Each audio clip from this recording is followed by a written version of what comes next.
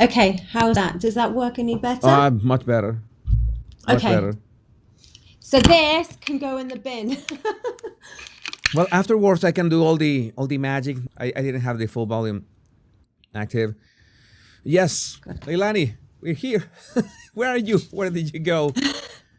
Sorry, I'm here. I'm here. Yeah, finally we got to chat. We interact a lot on Twitter, but we don't get Yeah. to talk much here. And I'm doing these interviews. This is extremely spontaneous. I'm beginning to do these Yeah. interviews. You know that we are aligned. We are aligned. I'm going to Yeah. present you, introduce you here. I think the most relevant thing is that the clown world is driving you insane. I think that we are in that same team. I know, I think so. I mean, I didn't really know what else to put in my bio because I think I just go on my Twitter and I just rant and I just get everything off my chest that's just driving me crazy. And if I couldn't do that, I think I'd explode because things just seem so mad right now. Yes, and you know that I have quite an audience covering the Royals. Have quite an audience in the UK, and I wanted to talk to you. Okay, I need to understand. I need to talk with somebody to tell me what is going on with the UK. And I got some videos that we can watch and we can comment on that. Hmm. We were talking about this well, the farmers thing with the inheritance tax. I Yes, already yes. I had mentioned that a couple times, and there's one video that I wanted to start with. Well, I wanted to start with this one. I want to. I'm telling you, I'm still trying to figure things out. I want to start with this one just to break the ice. Maybe you have Yeah. seen one version of this one, but then you're gonna Join be to me see this when I other say version. 5, 4, 3, 2, 1. Yay! It worked. Can you? Yeah, it's, AI nowadays is. I thought it was the original one, and that's when I realized it was I haven't what, seen that one. That's actually pretty funny. But I was reading the caption below, and I actually had seen I know what you're going to put in the caption below, which is pretty funny. I was reading that as you were playing the video. yes, and then well, that's where we need to enter the topic. I don't know if we Hmm. if we can play this because well, one of the things in the UK is the clown world is Hmm. how the people who govern you like speak in one way and the other, and I don't know. Yeah. I want you to make sense before we watch this. I want you to explain to me how do we make sense of the Tories and Labour and Reform, and how do we make sense of this? Well, for me, it's really difficult because I feel like the Tories haven't been very conservative, like throughout the last 14 years, and definitely the last 4 years. They really haven't been conservative. Then Labour was not really in opposition to them through the lockdown and the COVID fiasco. We had no opposition, so they were just like a hair's width between them. And I think that video that I was reading the caption to, where he basically admitted that allowing all these people in and the immigration problems that we are having with the illegals was by design, not by accident. And it's like, you people are saying the quiet part out loud. I mean, this is what we've been saying for years, and we get called a conspiracy theorist for saying things like this. So it's like this Yes. I've been saying for ages. It can't be an accident. It must be on purpose that they are destroying the country by allowing all these people just to come across on boats and doing nothing about it. And I've been so passionately saying this has to be by design. It cannot be an accident. It's not just incompetence. This is No. this is a destruction, purposeful destruction of our society. And he kind of said it out loud. So, there's so much going on, and you think that the Tories kept on saying that they wanted to send the illegals to Rwanda and deport them, but then Labour were always trying to stop it at every stage. They were trying to stop what they were doing. So it's like, well, are you on the same team? Are you not on the same team? What's going on, Labour? If you think this is intentional, why haven't you been trying to stop it the last, decade? So it's confusing to a lot of people, but to me, I think that these people always have to tell you their plans. They tell you their plans. They tell you their plans up front with like Agenda 2030. Starmer had already been asked a question: do you prioritize Davos or Westminster? The WEF in Davos, or Yes. the government in Westminster. What did he say? He said Davos. So these people tell you. It's just some people choose not to believe it's it. out in the open. They are not afraid of saying it to our No. faces. It's like they are not afraid of the repercussions, and they are not afraid of what the people in the UK could say, because now we know that for a tweet or a Facebook post they can throw you in jail. That's something that concerns me. That's really concerning. Yes. They're so concerning. Now, what we saw, I mean, I'm not sure if the people seeing this all know the background, but there was a horrific massacre of 3 young children, 3 young girls at a Taylor Swift like little party thing that they were having in the theme of Yes. Taylor Swift. Other girls got stabbed, another 6. And a lot of people came out and well, first of all, the government said the killer was Welsh. And the people in that community knew this not to really be true. And then the newspaper and the media started printing his old schoolboy pictures and saying how he was a choir boy and he'd been a really nice guy. And it built up a lot of tension within that community, so that people started taking to the streets in protest. The Keir Starmer came and he laid a wreath, and people found it very insincere. They started jeering at him and shouting at him to kind of go away. And it escalated into riots in some cases, which was really stupid when it got out of control and people started looting, I think it was a bakery and a citizens advisory. I mean, ridiculous stuff. But also people commented on social media, and they rounded those people up and put them in jail for 2 years. Keir Starmer came out on TV and he said, anyone commenting, anyone rioting, they are far right. He didn't say, look, I understand you're really passionate and you're really angry and you're really upset about the murder of the 3 kids. Immediately, you're far right. You're EDL, which is a group of far right people that disbanded 10 years ago. And then people on social media who maybe have said something offensive, like the guy was Muslim and what have you, and kind of encouraged the rioters in some sort of way, or backed the rioters. Or even one lady said, I don't care what you do, burn it for all I care. She wasn't, the same way a mother says, well, I don't care what you do, go out then. It wasn't telling people to do it. It was like just an angry tweet. Locked up for 2 years. Another lady finished her job. She was only 23 years old, finished her job as a care worker, and on her walk home, filmed the riot, put it on social media, a year and a half. So Year and a half. people are getting a year and a half because she filmed it, put it on social media, and I think she said a few bad words about the people. Now, main part of the story, it then transpires that, he called these people far right, racist, blah, blah, blah. Turns out that the killer that's been arrested, they found ricin in his house. He was making ricin. He had an Al-Qaeda handbook. So this was all kept quiet. They refused to tell the public this. He was actually not a nice young Welsh boy. He was born from Rwandan parents that came to live in England. And he wasn't this lovely, choir boy. He was somebody who had an Al-Qaeda handbook, making rice in.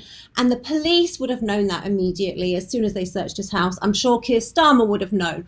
So, it's all just this facade and a pack of lies, and these people are being locked up. Now, I just read one of our MPs for Reform, Lee Anderson. He just actually put on his Twitter how he'd had a death threat from somebody. And this person literally said, I will I don't know if YouTube algorithms notice if I say it. Go ahead. I will fix it anyway. Yeah. And the person just got a police caution. So that is an actual threat, not, maybe incitement or something. That is an actual threat to an MP. And this person only got no arrest, not a day in jail, just not even charged with anything. Police caution. So there is a very much of a two-tier justice system going on in England right now. Effectively, it's a two. Yeah. So that's why they call him two-tier Keir.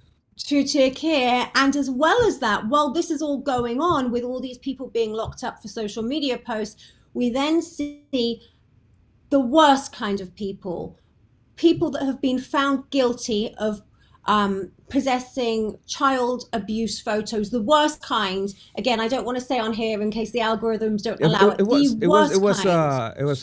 Hugh Edwards, right? Hugh. So Hugh Edwards was one, but since then there's been others. It's crazy. I can think of at least 3 others. One was a teacher. Just 2 days ago, another man from Bradford got done, and they all got released with no jail on suspended sentences. So 2 years for a social media post, 1.5 years for filming a riot, 0 days for possessing the worst kind of photos and images you could have on your phone.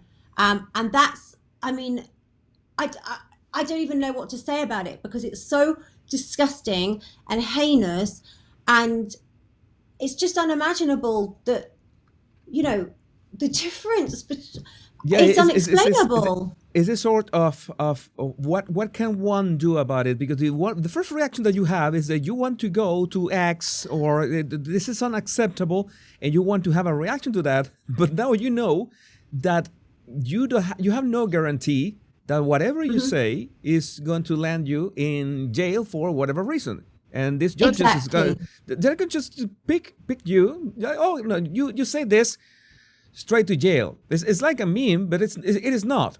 And this is the kind of things that one starts to have this paranoia, in which you see this crime happening in your neighborhood, in your city. And I mentioned that in one video that I did, that one of the signs of this chaos is that you will see crimes that have never happened for decades. Like maybe once in the last 30 years, and all of a sudden in the last 2 years, you see it 10 times or more, and you don't see any repercussions or punishment. And you say, who are these people defending? And I was wrong at some point when I said, oh right, but they were with the Tories and they were Labour. I'm always against anything that remotely smells like socialism. Coming from Venezuela, I disagree with all that. But then I take a look back at what the Tories did years before, and I said, this doesn't make sense. Like, they enable this influx of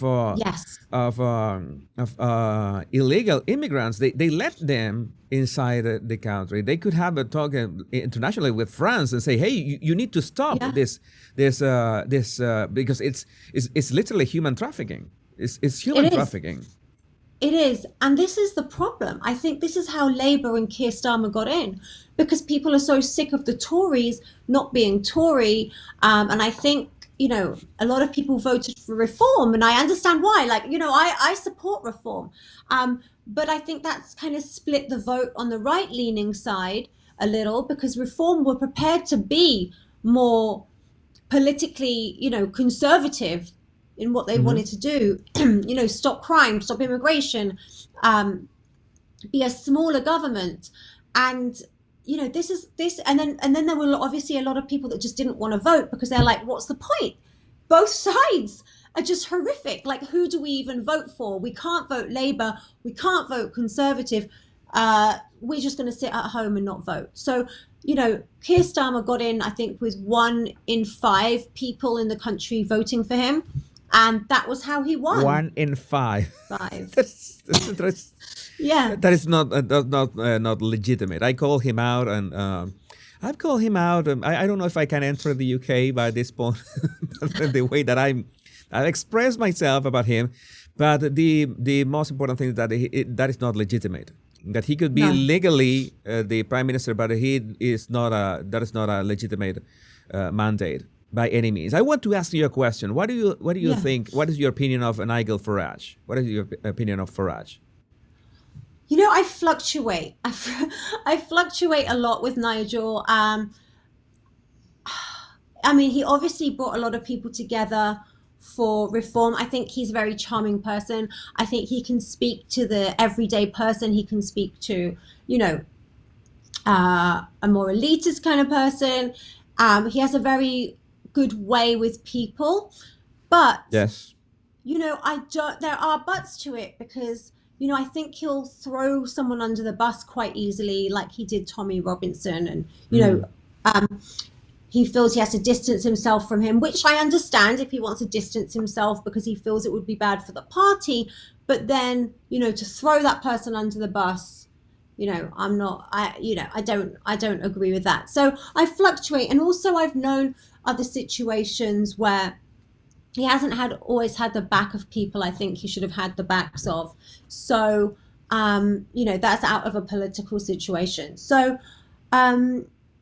I guess at this point, personally, I would probably still vote for reform, although, like I said, I fluctuate on how I feel about him as the leader. I think there's an MP for them right now, Rupert Lowe, who I think is fantastic, who really fights all the corners that need fighting. I think he's a fantastic. But who else is there? There is no one else to vote for but Nigel Farage, and I think he can. Who else is out there? Who else? But I cannot. To some extent, I saw Tommy Robinson's documentary. It's something that makes you think a lot, makes you realize that the UK is in dire trouble, has been for the longest time. I read this book from Douglas Murray, who is just brilliant, the Strange Death of Europe, and yes, it has been like from 20 years in the making. And I can understand to some extent that Farage wants to distance us from the most controversial figures. But the problem is that some issues you have to make a hard stand. And this is what I see with the UK. To what extent the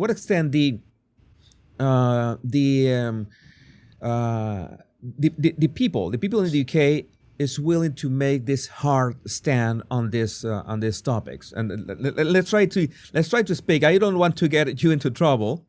I want you to speak in maybe in abstract terms.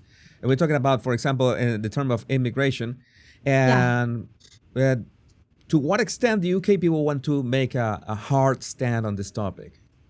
I think they do want to make a hard stand, especially when it comes to illegal immigration and the amount of money that the taxpayers have to spend on putting these mostly men, because let's be honest, it's mostly men, putting these mostly men in very nice hotels, 3-4-star hotels around the country. And people are sick of it. People want to see a big change. We want to see the boats being stopped. And the thing is a lot, the crazy thing is they're spending all this money on the illegals, yet they'll take away our own pensioners' heating allowance for the winter. Measly £300 heating allowance. So you've got pensioners freezing, and it's so cold in England right now, afraid to turn their heating on. And you've got these men in these nice hotels. And then obviously they're not working, so they're free and loitering around all day. And these hotels are often near schools. So then you have the parents that are upset. And then there was another, it's crazy. And then there was another incident where there was a meeting because people were concerned about another about I think 300 men going into another hotel in a pretty nice area in Cheshire. I can't remember the name of it, but you saw this meeting, and the people said, well, we can't get doctor's appointments. You've got all these people coming in and we can't get doctor's appointments. And the police kind of said, well, don't worry, they've got private healthcare. So it's like, hold on a minute, this is like, is this some kind of joke? We have to sit on waiting lists and they get this like quick, fast, easy access private healthcare on an app. And I think so. People are upset by it. They are upset, and they want to see a much harder stance being taken, and money allocated very differently. And our, citizens or people here legally that are working, we want to see them, getting priority. And another crazy example is like in the benefits department where people can collect benefits. There's millions every year being spent on translators. So that means the people claiming benefits can't even speak English. So if they can't speak English, how can they possibly be working? So it's like, why are they here, and why are they getting so many benefits? And the translators are paid by the taxpayer. Yeah. Mm-hmm. So all of this. This is the part that I don't understand. Who are you working for? The government. Who are you working for? I have this idea. I have this crazy idea. You know that I was completely focused on the royals until very recently, and the non-royals, of course. You know that Meghan and Harry, they are they were great as content. They are like burning out already. And I have to say, I absolutely love watching you disseminate their body language or dissect it all up and explain, how their body language is saying in contrast to what they're saying. So it's definitely fascinating. I've seen it with the royals, but if you go into some of our politicians, I think that will be that's very interesting. That's coming, but it's a bit of a 24 hours in every day, and I began focusing. I reopened my channel, the Battle Language Guy channel, which is right now my name, Jesus Enrique Rosa's channel, to open for more topics. And when I began warning people about Kamala Harris and saying that, okay, this is something nuclear. This is like the source of many things around the world. My perception was, well, maybe if we can get Donald Trump elected, that will help other countries to make a different stand, to make this example for other countries. Yeah. Now, what do you think that could be the potential? We already saw. Maybe we can watch that video now. We can watch that video now in case our lovely audience hasn't seen it. We're gonna play it, and so we can speak in context of this. What the British people are owed is an explanation. Because a failure on this scale isn't just bad luck. It isn't a global trend or taking your eye off the ball. No, this is a different order of failure. This happened by design, not accident. Policies were reformed deliberately to liberalise immigration. Brexit was used for that purpose, to turn Britain into a one-nation experiment in open borders. Yeah, I think that gets the job done. How do you think that it could be some kind of turning point now that, well, we are in this timeline in which Donald Trump is going to be the next president of the United States, and we already see the changes being made, well, of course, in Mexico and Canada. We're seeing this warning to the Middle East. How do you think it's going to be in terms of the UK? How do you think the politicians there are going to react? Well, I think from a social aspect, which is how I think a lot of things come over to the UK, they trickle through from America. We're so close to it in terms of the fact we speak the same language. We're we're all on social media. A lot of British people follow Americans. Young people watch American TV shows and movies and TV series and cartoons and all of that. So we get the American influence, the good or the bad, coming over to England. We've seen it with the trans movement. We've seen it with just certain things in culture like BLM. Like, how did that even start in America and then come over here? It was crazy. And when I talk about BLM, I don't talk about I'm talking about BLM, the corporation or the supposed charity, or the institution of those people that were raising all this money and taking all the money and blowing it and setting fire to things and looting and acting completely crazy. That whole thing came over here, and we have a very different system to America, but these cultural movements come over here, and the music and some of the bad influences that are within music.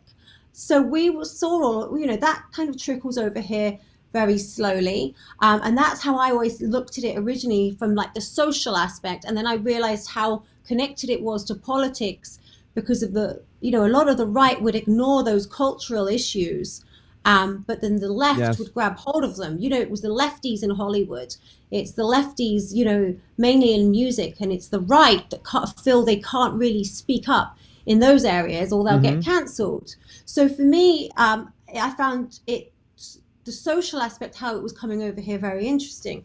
So that will continue to happen, but I think now that Trump's got in, I feel like just that day, the energy changed. There was so much hope. Even me in England, I jumped up, I was excited, I ran. I'm like, this is great. We've seen now that people are going to feel freer to speak about what they want to say, because obviously there's a majority of people that feel a certain way, but they're not allowed to speak because they'll get fired from their jobs, they'll get cancelled, they'll get Yes. turned on, they'll get threatened, they'll get attacked, so the left always say how liberal they are, but they can't stand another opinion. They'll attack you immediately. They'll threaten you. They're violent. They'll set fire and loot. It was crazy to watch.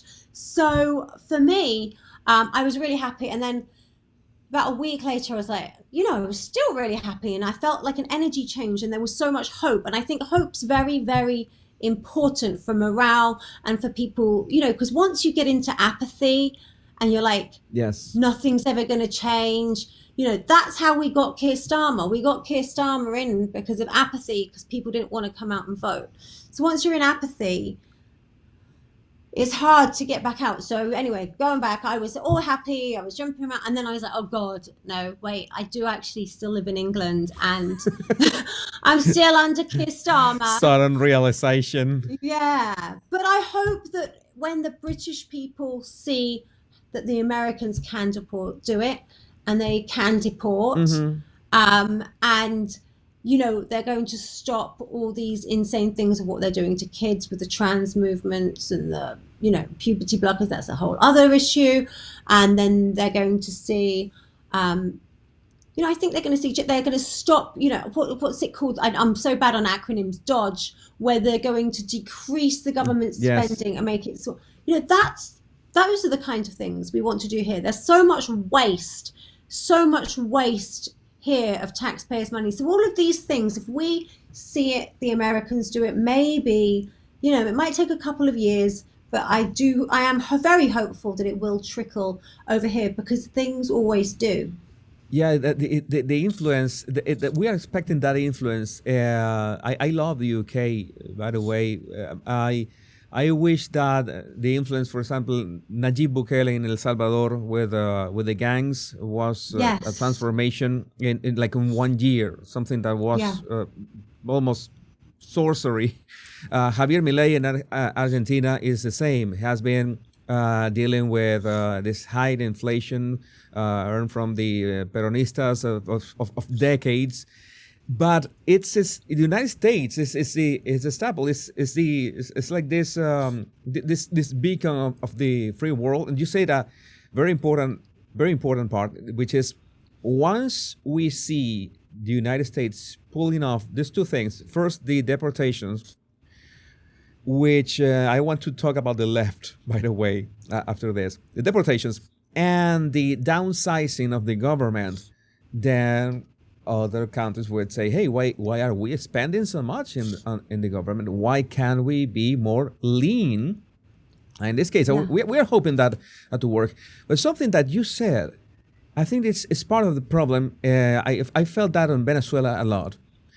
In fact, that's why Hugo Chavez rose to power in 1998, and in the sense that it was the apathy. I could never forgive myself for not voting against him. I never voted for him, but I never voted against him either in that election. Yeah. So that's something that we didn't see in the United States. It's like we see this. It's like you have this huge polarity. I think that's at least important. Okay, you want to vote for Kamala Harris, you go and vote for Kamala Harris. You want to vote for Donald Trump, you go and vote for Donald Trump. But I think the worst case scenario is that you stop caring whatsoever. And the UK is, you said that it's so hard because the Tories have led people down, and Labour has led people down. Maybe reform can do something about it, but when will reform be able to do something about it, and under which terms? That is Yeah, I think there's a couple of. I think there's a new MP that's gone from the Conservatives over to them, Dame Andrea Jenkins. That's her name, Andrea Jenkins. She's really good, and hopefully, maybe if reform can really get themselves together and unite and try and get the people together and kind of stop pushing out, say, Tommy Robinson supporters or something, maybe then sorry, I've got a dog coughing in the background.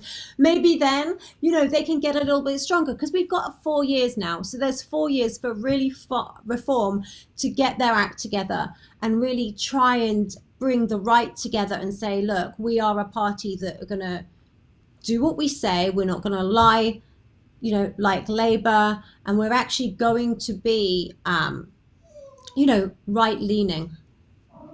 Yeah, what would be important.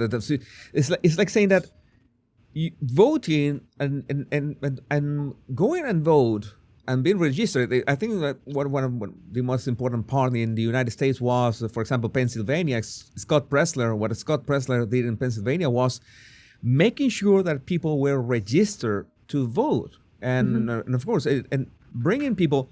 I found that strategy interesting, in the sense from a political strategy perspective, in which it's not that much trying to bring the people from the other side to your side. No, it's making sure that the people that are in your side effectively go and vote. Go out. And you will be able to do it with the people who already will vote for you. But apathy, that is a word that we need to keep in mind. I think that it's we need to keep in mind. We could talk about, in terms of apathy, one thing that could combat that apathy would be the result of the pandemic. I had a show earlier. We were talking about this report from the House of Representatives that said all the things that we already knew from summer 2020, that it came from a lab in Wuhan, that the lockdowns were worse than everything else that happened. So many things that went wrong. But I think that people can realize that we need to fight back in the sense that we have tiny spaces, such as X or Rumble, in which we can have opinions and we can have critical thinking, and that is the step that we have. I want to show something in your timeline that I'm going to expose you here, something that you tweeted. Let's see. I'm going to check here and I'll share this, for example. You were yet another reason I won't have a BBC TV license. Uh, they names this man Brigitte Baptiste in their list of 100 inspiring women, and I think this is what would you mean? What is the influence of this woke parasitic virus? When did this start? When did it start? I don't understand. I don't understand how this became a thing. You know, it's weird because I felt 4 or 5 years ago when I moved back from America, I was kind of seeing this a little bit. And I came back and I warned people in England that this is how it was going to, kind of be if we don't do something about it and put our foot down. And people are like, no, no, you're being hysterical, Leilani. You're being absolute. That will never happen. Not possible. Can't happen. And then you see it. You see it now. And it's everywhere. And people are like, this is crazy. But then they feel that they can't talk about it. So again, it's like we have to fight back. We must always keep having the conversations. And even if you're not like me, where you just get it out on a public forum like Twitter and say it out loud, say it at least in private. Speak your concerns to your friends. Like, have people having that conversation in your own little private sphere at the very minimum, with everything that's going on. Because I feel like a lot of people, if you feel like you can't say something, you don't know how many other people are around you that also feel they can't say something. And then, just like with Yes. what's just happened in America, you find out that actually the majority feel a certain way. They're sick of it all. They're absolutely sick and tired of it all. I noticed I did have a spelling error in my tweet. Sometimes I tweet so angry and so fast. I'm like, but this is the thing, and you can fight back. Like, I'm sick of the BBC and their nonsense. They're like a mouthpiece for the government. It's not, it's not right. So for me, it's like, what can I do? I'm quitting my license. I'm not going to watch the BBC anymore. That's me done. I cancelled my license, 4 years ago. So I've saved myself probably 700, 650 pounds. Great. So it's a win-win. I don't have to watch their nonsense. You didn't get one of these visits. Hey, madam, you have a license for you get one of those. I got a few letters. I got a few letters. I called them up. I said, listen, I'm not watching your nonsense anymore. I have no interest. And they're like, oh, okay. And they're like, well, you can't watch any live TV. I'm like, fine. I watch everything pre-recorded anyway. And quite honestly, I'd rather watch things on YouTube or anything else, or people's own platforms, or I don't want to watch any of that. So I have my other subscription channels I like watching, but I'm like, I'm done with the BBC. And it's that easy. You've got to take a stand with these things, because if you don't stand up, no one will stand up, and the woke white mind virus just takes over. So at some point you have to hold the line and say no. That's kind of it. Something that I maybe have to explain, because that was a bit hard for me to understand, that you have a TV in the UK and you are receiving, the open waves in the air in your TV, and you need to pay for a license to watch those open waves. So many people, for example, in the United States, are not familiar with that, because it's like you have an open TV, but it's not really open. You need to pay for a license. I used to watch. I'm going to say it. I sometimes use the BBC One signal on the web. And it was funny because they ask you a question, do you have a license? And you say, yes, I didn't have. Okay, go ahead.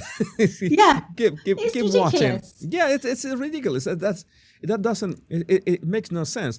And we were talking about this part of the woke stuff, in which, let's say, men think that they are women. Let's put it this way: men think that they are women.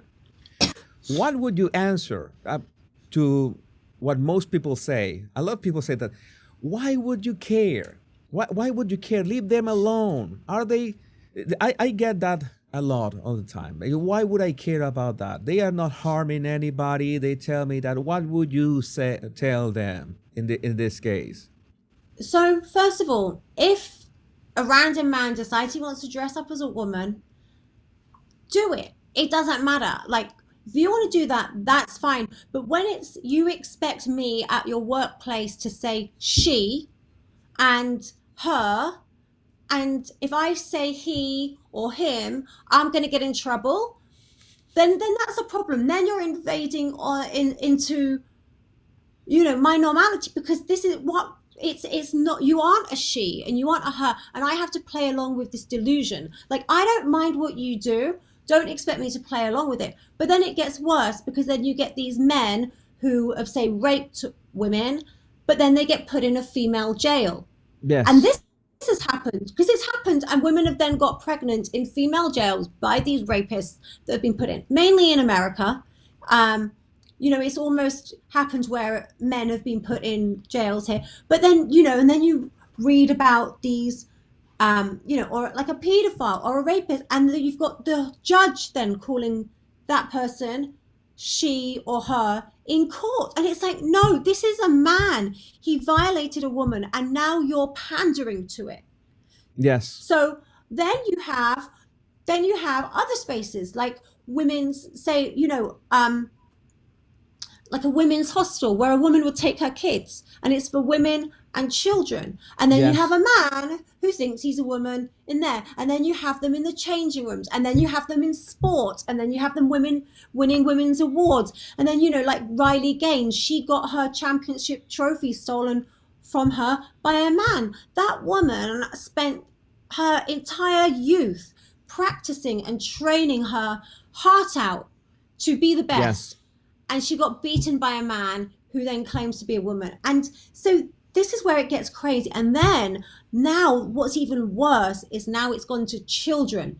It's gone to children where doctors in America are prescribing puberty blockers to children as young as 9. You've got lawsuits where, I just read another one in California where the father's 9-year-old son has been taken by the mother. In California, and it's she wants to change insane. it.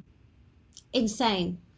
And so you've got this happening, and then you hear of young girls having mastectomies at 15 years old, being butchered by these surgeons. And, it's all happening. Because if it wasn't happening, why do the activists get so angry when you say, look, stop everything with children, stop the puberty blockers, stop, the operations? And then they get angry and they say, well, you're going to harm a child. Well, that's just showing you it's happening. And these kids are not getting the help that they need to get through whatever disorder is going on. So, and they're not being allowed to grow into their bodies and change, So to me, and especially I'm passionate about this because I was quite a tomboy when I was growing up. I got my school to start a rugby team. And look, I hope you see, I'm a very feminine woman, but I was a real tomboy. I really liked boys' things when I was little. And I feel I would have been called over by teachers or pressured, or someone would have told me I was in the wrong body. And so, leave kids alone is what I say. But this is it's all a progression from the delusional man walking down the street to them then getting you to play into that delusion. Then, then it goes into sports and safe spaces, if you want to call that. And then it gets to kids. So just, it's got to stop. Downhill, never stops. The other thing that now that you mentioned kids is that it's sometimes the parents have this idea that they are more virtuous. This virtuous signaling, we have a child that is transitioning. Our child is 4 years old and he thinks that he's a she and he likes to dress like a girl. And wait a second. You cannot be serious. And the problem is that they are actually serious. Yeah. I sometimes, most of the time, when I see the kind of pictures that you tweeted, or we see these people with mental illnesses sharing these things on TikTok, I find it virtually impossible to tell if they are just pretending or this is a parody or something. There's a name to that phenomenon in the internet. We no longer know if this is a parody or this is for real, and this is dangerous. because it means that there are people that are really that actually ill, mentally ill out there, Yeah. and we don't know what else are they capable of. Well, we do know, but the fact is that if you mention that, we're expecting so many. That is another thing that we expect so many things to be declassified. I mean, January 20 cannot come soon Yeah. enough in the United States. It's like it's so long. It's something Yeah. that is incredible. But you have this. It's not only saying that, okay, we're going to defend these stances, defend what the woke mind virus says, because I really don't see that much in the UK people defending the decisions, for example, in terms of illegal immigration. I don't see a united front, people protesting pro immigration. No. I don't see that. I don't see that. No, and this is the weird thing. It's almost like, well, it doesn't really exist, but it's pushed by the media, and the media, are almost like this mouthpiece for the government, or even is it even the government? Is it higher up, the WEF, or the people at Davos that have this whole agenda for us? So it, like you said, I don't think there is anybody. I really don't. Well, maybe Gary Lineker. He's like, come on, bring all of them, bring them all over. But aside from that, I really don't know that's the people out there. I feel like a lot of people are willed onto TV to say things like, yeah, we should, you're being racist, Leilani. You're just absolutely awful, and you're such a bigot, and you're tarring everyone with the same brush. But I think these people are often willed onto these TV shows to say that just to cause like debate and some kind of almost entertainment. It's even in like an argument, for an entertainment purpose, or to get the viewers at home really angry or really riled up about things. It's almost, that I feel like brings it's almost clicks. like that. Brings clicks. Yeah, and to bring clicks and to get people angry. And I mean, I did a reality show. I did a reality show 5 years ago, and one of the things that they loved it was called Splitting the Audience, where two of the characters or the cast members would be on opposing sides of whatever stupid nonsense. And obviously, because it's a reality show, it's usually some materialistic BS that no one really cares about. But it would cause an argument, and something stupid about clothes or plastic surgery or something stupid, and it would make them argue. And then they loved it because the audience would pick a side. And so while I found the show a nonsense show, I found it very interesting how the same strategy is used on mainstream media, on breakfast shows, on the daytime talk shows. Get two people on, get them to argue, get them to fight, this time about more serious things that are happening in the world, not, someone's haircut or someone's lip filler, but, real subjects. But it was the same concept, splitting the audience, getting people to fight on TV, getting the audience to turn off the channel once the show's finished and go and talk about it with their friends. Oh my God, did you see so-and-so? I can't believe it. She's, she wants the schools to be open, and we feel the schools should be locked down. Just all of this crazy, until it becomes almost hysteria, which is what they managed to create in England. Hysteria by doing this constantly. They never had anybody on there that could speak with a bit of nuance. And if anybody just tried to just take some common sense, I remember watching this lady, Beverly Turner, just speak with common sense. And they purposely got these super, I don't know what they are, to attack her. Say, you're a granny killer.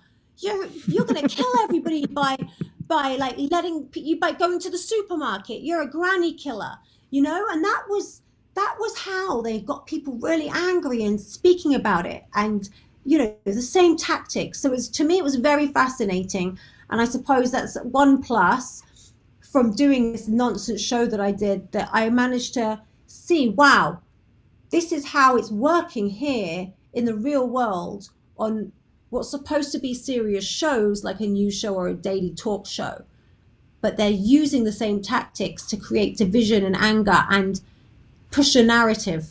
Yes. Yeah, because we crave to belong to a tribe. And if we don't belong to a tribe, then the mainstream media will make us fit. Oh, you belong to this tribe. You have this opinion. It's your example is really interesting because it is a reality show. Let's say it's not serious, so you can belong to a tribe that is inconsequential. Okay, we can be worried about this, but 24 hours later, nobody will care about that. It's for the ratings, right? But then, yeah, the mainstream media tries to trigger people into having a stance that sometimes is misleading. And you say the word, the word, which is common sense. We have repeated it so much in my show that I at some point I said I should change from the body language guy to the common sense guy, because something that we need to be addressed. And once you speak with common sense, you lead with common sense.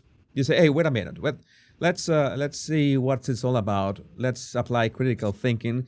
Let's think from first principles. And this doesn't make sense.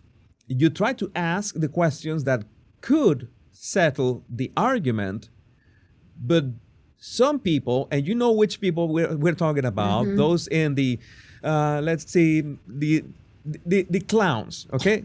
The ones who are running the clown world, they get triggered. No, they want to keep arguing. And I ask, it's like when I ask, okay, you are going to vote for Kamala Harris, and what are the policies that you like about her? And nobody could answer. And I, for example, I ask people, okay, so you are going to vote for Kamala Harris, so you support gender reassignment surgery for inmates paid by taxpayers. Oh, you're a Trumper, you're a MAGA, and I am just asking a question. I'm just trying to. Questions. They hate questions. Anytime you ask a question, it's crazy how angry they get, or how they want to shut you down, or they want to cancel you for asking questions. If you say why, just a question, but why, it's like a trigger. It's like they go crazy. It's mad. It is mad. Yes, it's like they don't accept another viewpoint. They cannot process the fact that you might have another opinion, just an opinion. Just say I want to have an opinion, but if we're talking about logic, I mean, what you say makes no sense. Then that is, it's like a glitch that triggers that. Scott Adams has this wonderful analogy that is that if we were in the same cinema and we were watching the screen, but in the screen we're projecting two different movies. So I'm watching one movie and the other person is watching another movie. You try to be empathic about that. Okay, maybe this person is watching a distorted movie. Maybe they are getting their info from Facebook, which is full of fake news. And maybe one can, maybe we can watch together the full video so you can see that this is a hoax or this is a lie. And no, they don't want. They don't want, because of the same principle that people don't want to find out that they have been fooled, which is the other thing. I belong to this tribe. I belong to this. I have this opinion. You are wrong. You are with the racist. You are with the misogynist. You are a Trumper. They call you any sort of names, and you just ask them. Okay, maybe I am, but I'm just asking a question so you can answer about what you believe in. I always try to put the ball in people's people's court. Okay, you have the ball. What are you going to do?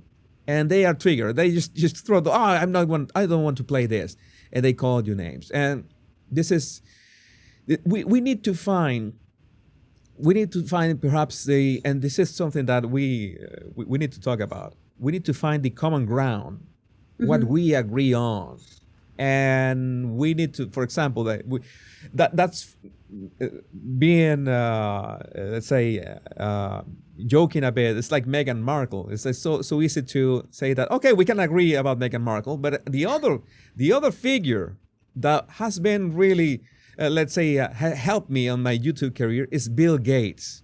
I mean, Yes. it's very difficult to find people who actively defend Bill Gates, because the guy is sinister in many ways. And this is something that we were talking before this conversation about all these additives that they want to put in cows' food.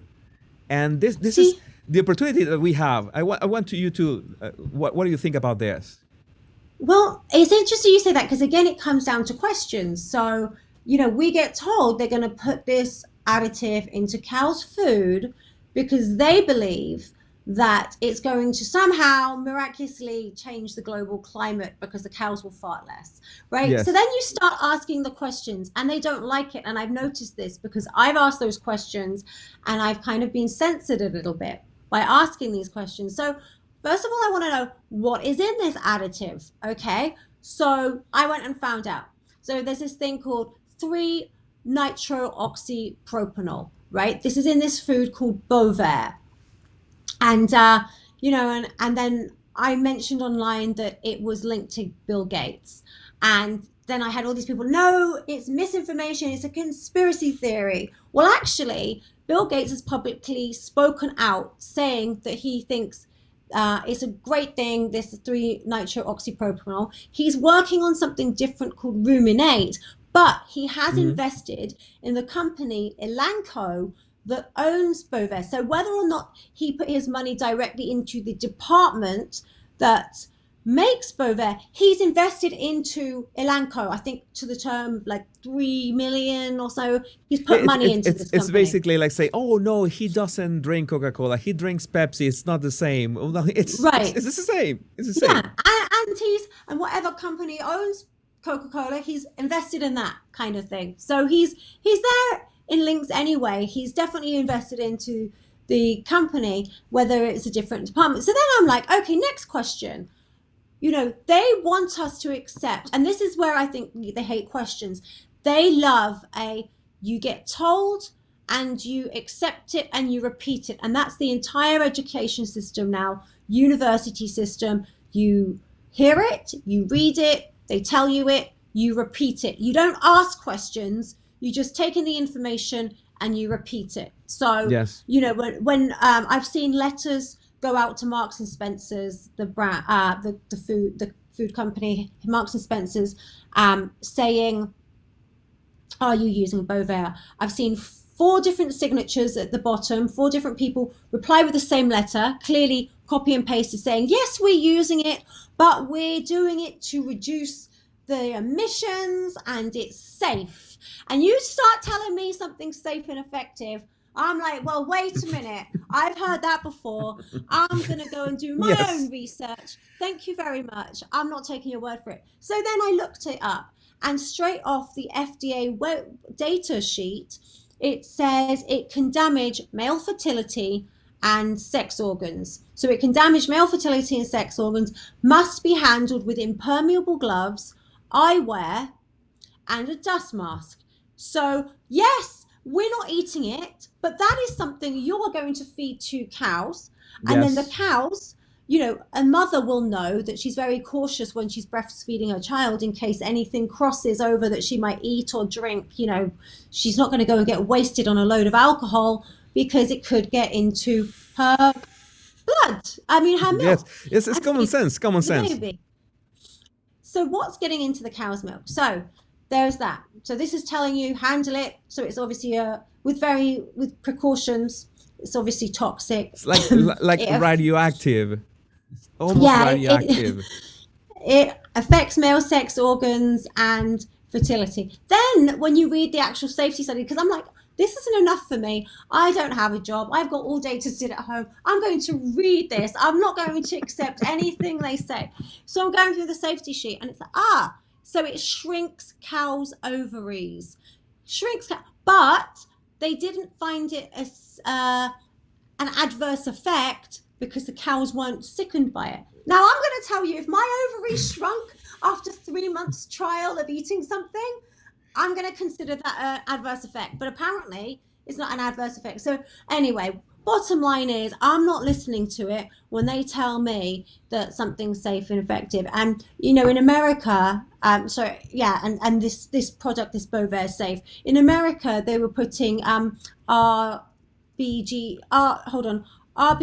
recombinant bovine growth hormone, into milk cows, because it would make them produce more milk. And again, it was something where, like Bovaer, that they're feeding cows, they didn't label it. So that's another problem as well, isn't it? When they're not labeling and saying, look, our cows are fed on Bovaer, this milk is from cows fed on Bovaer, or this milk because is maybe from it is cows. not required to say that it is No, that in the label. It's not required on the label. So that to me is a huge problem, because then you don't know which is and which isn't. So in America, again, with this growth this growth hormone, they weren't required to label the milk that had the growth hormone in it. And again, they thought that it could cause cancer and what have you. Later on, they discovered that this is a possibility. And so some milk would say does not contain, RBGH.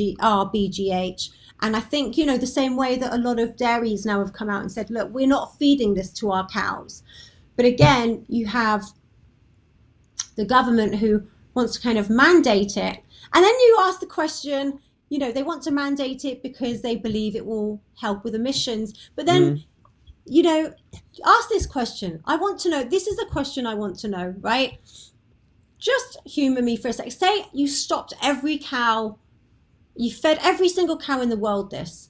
Every single cow had it. You stopped their methane or whatever coming out with their burps or their farts. How would that change the global climate? Would that stop every flood? Would that stop every earthquake? Would that stop every hurricane? Would that stop every, they don't know. None of them know the effects. None of them even know what would happen if entire net zero happened. I remember watching, I think he was a senator for Kentucky. I watched him ask, and he said, how much is it going to cost to get to net zero? And they said, oh, we don't know. He's like, how many? Billions? 500 billion? 50 billion? A trillion? How much? They said, we don't know. Okay, so they couldn't answer the first question. Then he said, okay, now if we get to net zero in America, what will that do to the planet? How will that change the temperature? By what degree will the temperature go up or down? And again, they couldn't answer, because they have it's all just nonsense. It's nonsense. The whole of it's nonsense. And what it is just another way to tax people. And it's just another money transfer, grabbing our money, pushing it out to their buddies, net zero projects or their green energy projects, which aren't even green energy. It's alternative. It's so, toxic, and the solar panels from China that you have to transport over and you can't recycle, and the wind things with the massive bases and the concrete, and you'll never ever make enough energy to offset making that all that lots of stuff. I think the one of the questions I always ask my audience is it's not a question, is follow the money. Is regardless of if there is or there's not climate change, if there is or if there's not a pandemic risk, who is going to make money with this? And at some point, could this be more efficient done in another way? Because with the Bovaer, it's something that, okay, well, you're going to feed the cows something so they fart less. So you will have to produce this constantly. So it will be an ongoing business that somebody's making money with this. I understand that this is, I'm not a specialist in not a chemist or anything, but there's devices that should be designed to, or can be designed, or they already exist, to process the carbon monoxide, which is the actual trouble. I can understand from some point that we want our cities to have cleaner air. If we use more electric cars, that is, some people are absolutely against electric cars. I was against electric cars until I drove one for the first time. It's so fun. I don't know, it feels so great. And I realized, okay, we can have cleaner air in our cities. That is a big plus. How can we make this work, but not in a way that it ends up being an oppression on people? It's not a carbon tax on people. It's Right. not something that you impose and you add more bureaucracy for something that should be easier. You're trying to make everything easier, and these people are trying to make everything more bureaucratic. Big pharma pays, Yeah. under the table to Yeah. some people to approve or not approve certain regulations. For example, the showing in the label, okay, we use bover in our cows. Oh no, we're going to make sure that never passes. That sorts of things. Why? Because money. And if somebody is making Always. money with that is the problem. We cannot. I mean, it's like we can, for example, okay, we can defend the electric cars to have cleaner air in our cities, but how can we reach there without the bureaucracy and the stuff? That could be one thing. And be realistic about fossil fuels. We still need them. We need them for progress. It's undeniable. And the other silly thing is that China gets away with everything.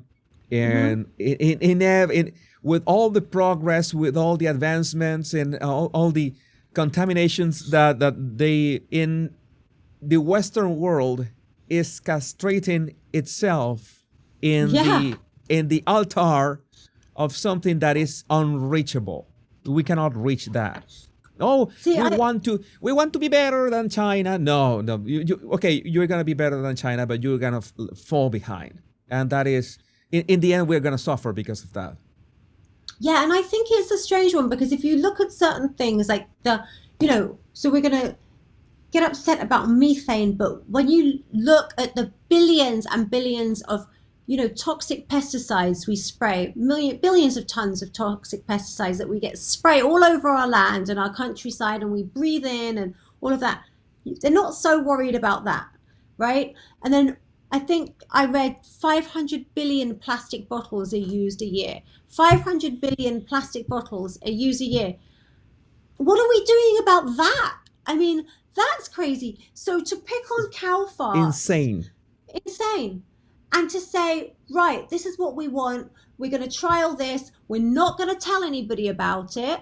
So you can't make a choice. That's the thing I can't stand, when you take away everyone's choice. So you can't choose to be part of this trial or not, because we're not going to tell you what's affected. So then you have to do your own research to find out what's not.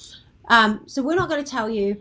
And then, like you said, then you follow the money and you see that they want to mandate this by 2030. So then if they mandate it and farmers are forced to do it, you've got them having to make this decision. I think there's already an attack on the farmers. Then you're going to try and force them out another way by saying, comply with this or you're out. Meanwhile, the company who makes Bovar is the ching, ching, ching, ching, ching, just raking all this money in for apparently to stop methane. But we're not going to care about plastic bottles. We're not going to care about the real toxic chemicals. Forget all of that. Let's focus on some cow farts. And then with other things like the solar panels, they want to put, and this is what makes me sad. People call themselves environmentalists, but they want to see our beautiful British countryside covered in solar panels, all shipped in and transported from China. How much diesel does that take? Yes. Then they can't be recycled. Then you're covering them in the wind farms and all that cement and all that steel to make those. And who's making the money from them? You find out, Ed Miliband's brothers in it, the Labour donors are in it. Excuse me. And and it's like people are making money from it. Follow the money again. Yes, that is the conflict of interest. It's the main conflict of interest. I'm a huge advocate for nuclear power, since we have the safest way of constructing nuclear plants right now, And I always say, if somebody is touting about climate change but doesn't push nuclear power, then I automatically think that they are hypocrites, because they are going for all the other bureaucracy, all the other less efficient ways to solve whatever they think the problem is. They want cleaner energy. We got the means of cleaner energy, but you know, the propaganda machine is very strong. Leilani, Yes, this has been a great conversation. I think we can repeat this sometime. Yes, This- anytime. we can talk about the clown world that is around us. We have to survive in some way. We have to fight back. And some people are saying that, oh yeah, we are already downhill in those woke agenda. I have my doubts, because so many people are just so invested in this. You say that it's like being part of this faction, against another faction. This is I chose to be like this. I chose to defend this, but in the end, when they realize that they are wrong, or that's gonna be quite a shock. But we should do this again sometime. Definitely, anytime. Thank you. Thank you, Leilani. Thank you, and to my lovely audience, I will leave Leilani's socials on the description of this video, so you can follow her on X and on YouTube.